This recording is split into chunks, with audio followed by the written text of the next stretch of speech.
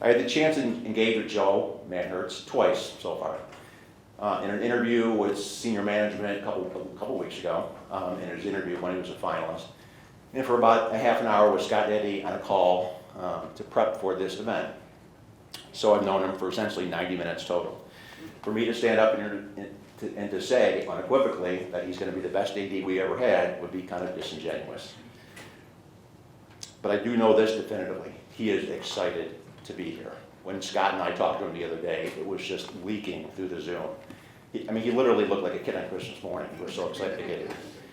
And I'm not exaggerating. And you cannot fake that kind of passion. Coming back to Western New York, where he grew up, no doubt one of the reasons. And being a big Bills fan, also another reason. And most especially, having this job, the biggest reason. In fact, there's an expression of how thrilled he is to be here, to have this job, to be closer to Bills Mafia.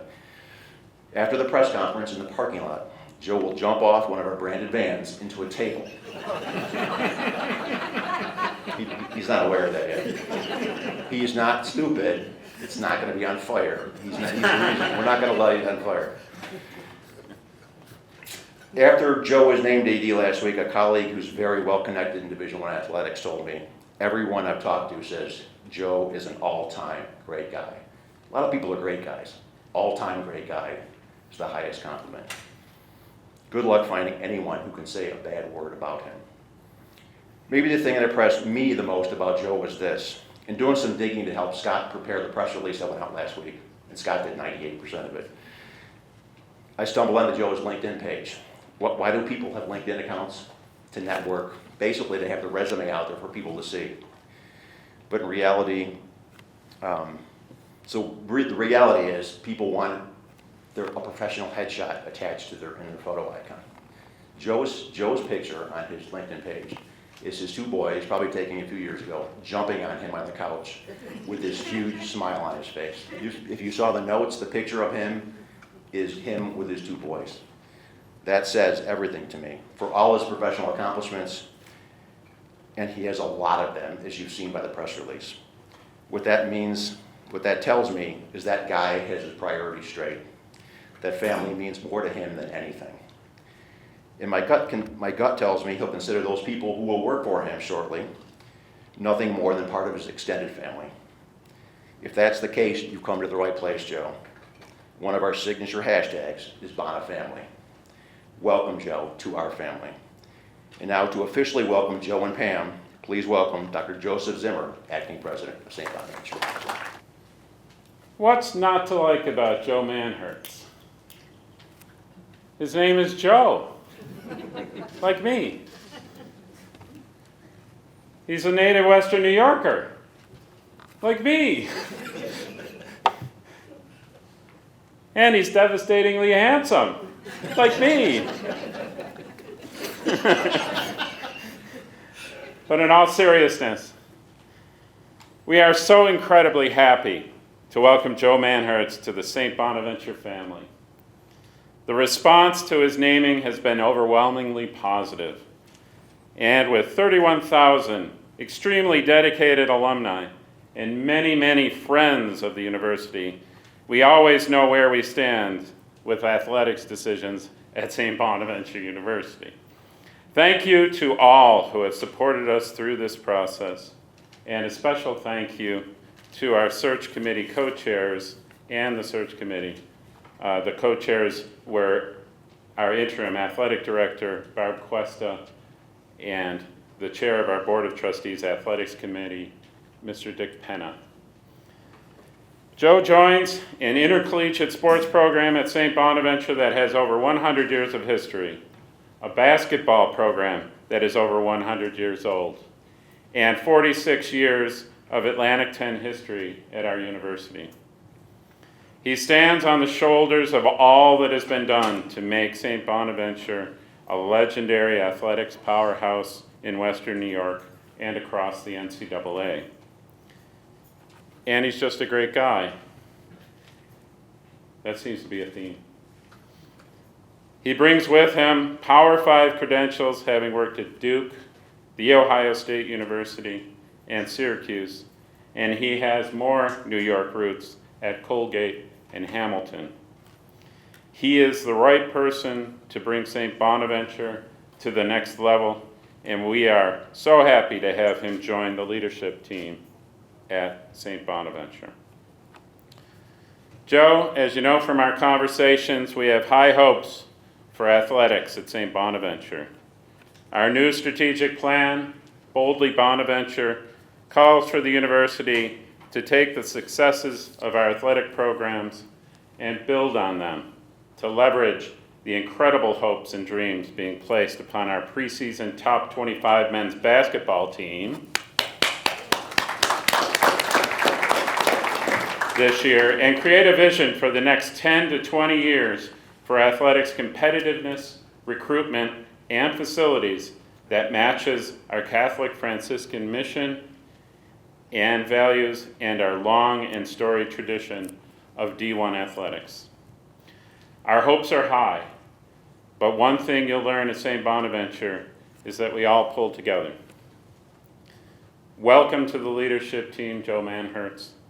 I can't wait to see all you do to continue to make the Bonnies amazing. Thank you, and go Bonnies.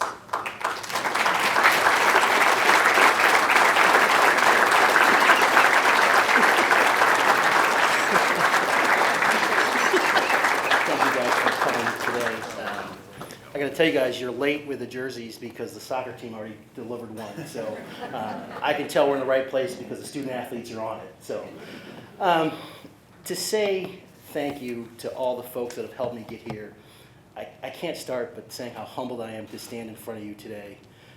The people that I've grown up with, the people that have helped shape me. And I look at my older brother who used to beat the bag out of me, but I still love him anyway. It's just so humbling. I want to start with thank you to Dr. Zimmer and the search committee for bringing me here. Man, I'm so excited. The student athletes, I got something for you. I'm going to hold that. Yeah, I'm going to get through the thank yous first. My dad, who's no longer with us, taught me a work ethic that just is nonstop. And I love him for it. And he gave me some of his stubbornness too, but we're working on that. Pam can tell you that. And my mom, who couldn't be with us today, she's recovering from a little surgery. She's my superhero. Barb, I'm not going to get emotional. Where are you, Barb? She's my superhero. That woman has instilled in me something that is just treat people the right way and treat people the way you want to be treated. My wife is my second superhero. She has grounded me. She has made me a better person, a better father, better everything. So I thank her for being next to me and by my side through all this. And I'm going to start with two men that are here today that helped me grow up. I'm going to start with Coach Fitch. You didn't let me play point. We would have won state championships if I was shot the three a lot more. But that's just me. My ball handling was a little suspect, but you were right in that, put me down on the post. But Coach, you taught me what it is to be a great teammate. I remember you would always say, nice what? Nice what? If someone gave you a pass to score and you didn't say nice pass, he was all over you. And just, as you think back to that, you taught me how to be such a great teammate. And then secondly, and I didn't know this at the time, being close to your nephew, and Derek Fitch is one of my best friends, if not my best friend in the world. Scott, your son, and your family, you just taught me what being a good family man was. And it was never the intention, but just watching and being around. And I can't thank you enough for that, Coach. Thank you, Coach. And again, I'll make sure that I'm getting to both basketball coaches saying, making sure they're saying nice what, nice pass. So, and Coach Santini, you taught me passion. You made all of us believe in if we took the field, we expect to win. And I share that in life now. As we take the field, expect to win. We were little. We were small. It was about 70, maybe 60 pounds ago, maybe a little more. When I played, and I was tall and skinny. But man, the pregame speeches this guy gave us, you could beat anybody. And that passion that you brought to us, I wear that every day. And just to hear your name, I sit up straight. You're just so important to me, to what I've become, and I can't thank you enough for all the passion and what I am today because of you and what you did for us. So thank you both for being here. It's just been amazing what I've come and to share this moment with you has been awesome. So thank you. And then my staff and my college roommates, he wanted me to say his name, but I won't do that. But just all the people that have helped me get to this point. I think of Dr. Kevin White. I think I'm the 31st person that's worked for him to become an athletic director. It's invaluable to what he's been for me and what he's done for me, the leadership and what he's taught me. So I'll try and bring some of his savvy and poise to this. And Gene Smith at Ohio State. I'll usually close with what Gene told me and what Gene taught me. He taught me never miss a moment to shut up. But I'm going to go for a little bit longer here because this is awesome. This is just truly awesome. My passion for this has been just been growing by the day. And the Bonnie Nation is just awesome. I've been announced for a week now, and I think it was on a Thursday, and on Saturday. One of the alums told me I needed to change my LinkedIn, become a Bonnie now. So I'm working on it, and I'm proud to be here. I'm proud to stand in front of you. And I think what I represent and what I will try and do is bring 4 things to this place. The first is value. I want to make sure that we value the student athlete, your experience. And that experience is not just athletically, it's academically. And then how you prepare and transition to become residents of the world once you leave here. So prepare you to be successful academically, athletically, and as you leave this place, so you can come back and donate money. Never forget that. Never forget that. So, secondly, the one thing we'll represent, we'll be compliant. We'll do it the right way. We won't cut the corners. And again, if there's a mistake, we'll own it, and we'll make sure that we just have a nature and a culture that we talk and we make sure we do it the right way. And so I think that's really important. Thirdly, I think we've got to be very fiscally responsible. We've got to be great stewards of the university's money, great stewards of the money that people donate to us, and making sure that we're doing the right things and not spending and doing things that just don't fit what we are and what we are as an institution. So I think that's a very important aspect. And then the fourth thing is something that we do as athletes. We get better every day.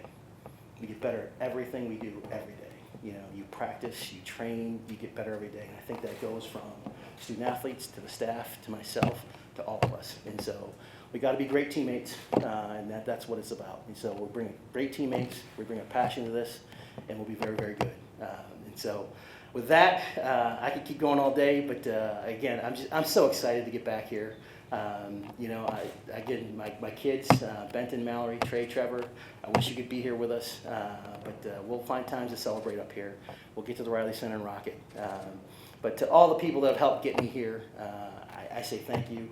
To student athletes, I can't wait to get here and represent you and work for you, work on your behalf on all things. To the staff, let's get it going.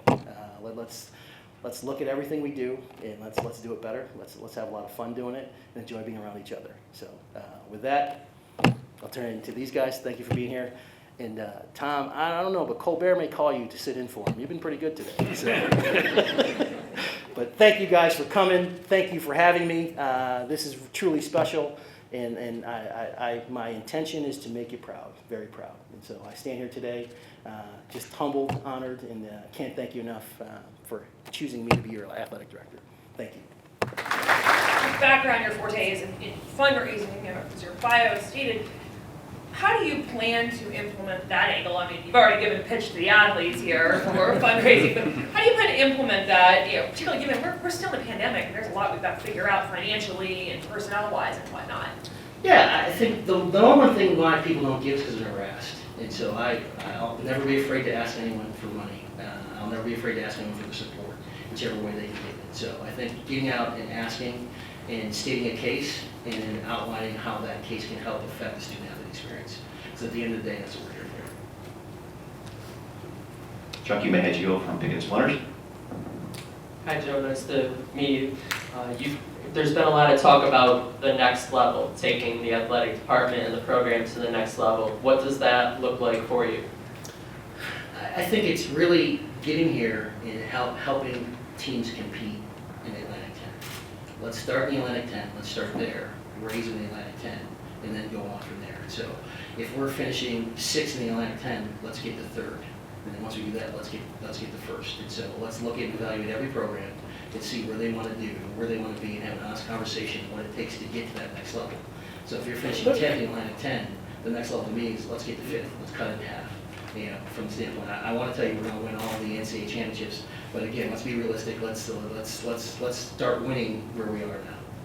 And obviously, you've worked for basketball-centric schools. What do you think your experiences at Duke and Syracuse make you to be successful here?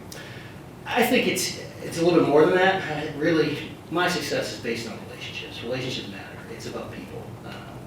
I think at the end of the day, if you have a relationship and you make withdrawals and deposits in the relationships, like a bank account, just like anything else, you make more deposits than withdrawals, and you'll grow.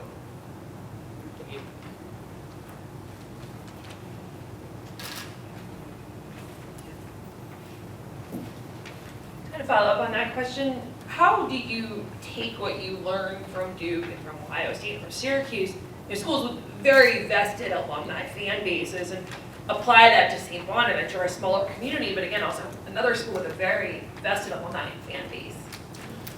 Yeah, great question. Connection, building and connection, and really just having conversations and talking to people, outlining what people need, what the programs need, and people are receptive to that.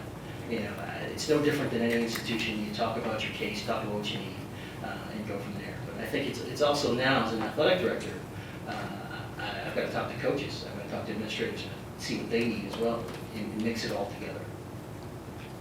Hey Joe, Ted Goldberg from Spectrum News Buffalo here. Congratulations. Thank you. As a Western New York guy, was it ever a goal for you to try and get yourself back into Western New York, or was this just an opportunity that you saw that you wanted to take, or was it both?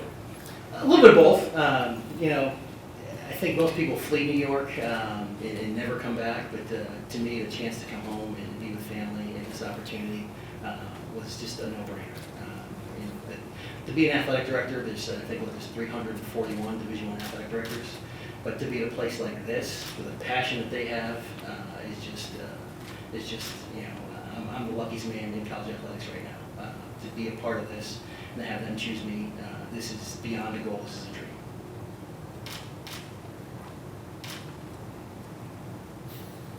Any other media questions? Rachel? This question's for Dr. Zimmer. What was it about Joe that made him a good fit for this job? Because this has been a 3-month process since Tim Kenny's contract was not renewed. Why was Joe the right fit for this job? Joe has, when we looked at Joe's resume, I asked the same question that everybody asks. Why St. Bonaventure? And what Joe just told you is the answer to that question. He is a great fit for this institution. We have dreams for the university. Our strategic plan calls for a real examination of athletics and a look at competitiveness, at recruiting, at the student-athlete experience at St. Bonaventure.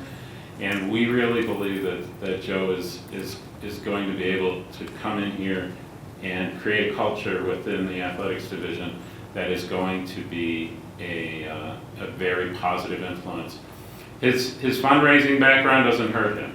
I will be honest with you with that, because if you go to the Riley Center, it still rocks, but it needs some TLC, and we need someone who's an advocate from the division to come out and help us to raise the funds we need from our very generous benefactors to the university to make the Riley Center match their passion, the passion of our current students, and the standing that St. Bonaventure holds in D1 athletics.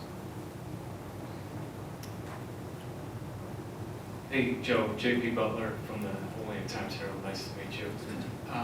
You've worked at a couple of different schools that are known for having nationally ranked basketball programs, obviously coming directly from Duke now. And now here you are back at St. Bonaventure, where that might well be the case here, a small school like this for the first time 50 years and all of just kind of the excitement and buzz with what's going on with men's basketball right now. How is that something you can kind of promote and maximize right out of the gate coming in? Great question. I think it's getting with coach and the team and making sure that they have what they need. You know, it's all of it in college athletics. Preseason rankings are great, but I think at the end of the day, you know, I coach it like this, you got to earn everything. And I think making sure that I'm in place to help them tackle problems. You know, my role as an athletic director, as administrator, fundraiser has always been let coaches coach, and let's try and tackle the problems so they can focus on student athletes and their playing, and then we can focus on the other stuff that they don't need to. But make sure I'm a partner with them, with all the coaches and all the programs, and trying to tackle issues so they can concentrate on their kids and their experience. And that's the part that I'm really excited for. You know, like they got to earn the wins on the court. You know, for us, let's try and make it as easy for them to focus on that aspect to do it. And I think, you know, one time when we were talking at another school, we were talking about the events that we wanted the football coach to do, you know, Saturday morning before a game. And I remember saying that Saturday morning football coaches that's when they earn their money. Let's let them focus on football. We'll do the things that they're doing. So, you know, game days, let's let coaches earn their money. And the other days, let's make sure that we try and tackle the problems they have or issues that come up. Any other media questions? Any questions from the campus community? And if you have one, just raise your hand.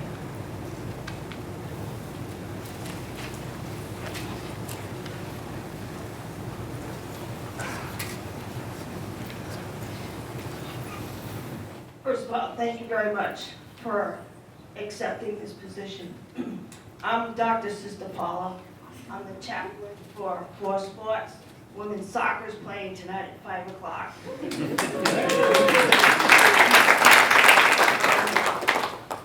Loyola has Sister Jean. You luck out, you get Sister Paula. In terms of our Franciscan mission, you mentioned about being a coach's coach. You're going to be the captain of the ship. And our Franciscan mission in terms of being that coach's coach of our mission of community, integrity, compassion, and wisdom. So my first part of my question is, how are you going to be that coach's coach for our coaches?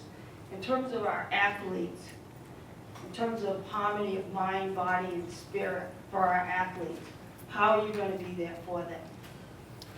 Great question. I think, you know, at the first part, being there for the coaches, I just believe in being honest and open and having a relationship where we can talk to each other and communicate, over-communicate, and make sure that we're on the same page, you know, as we say, singing the words of the same song, singing the same way. For the student athletes, that's what we're here for. You know, making sure that we're connected, meeting with them, talking to them, making sure that they know they can come to not just me, but our staff, the executive staff, their coaches, if, you know, from the standpoint of there's an open communication, because at the end of the day, we're all here on this campus because they chose to come and attend school here.